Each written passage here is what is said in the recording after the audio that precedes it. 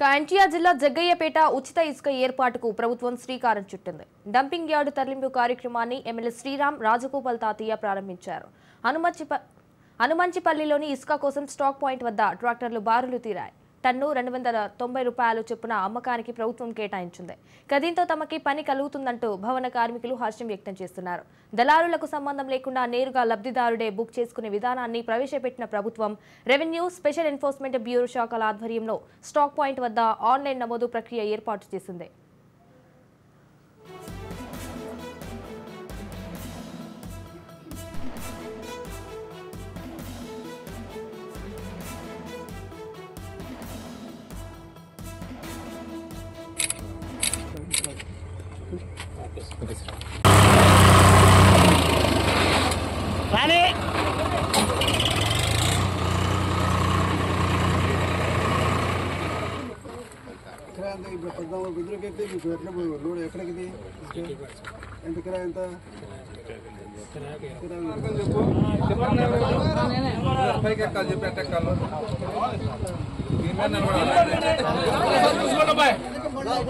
వాళ్ళు ఎలాగీ కావాలన్నారు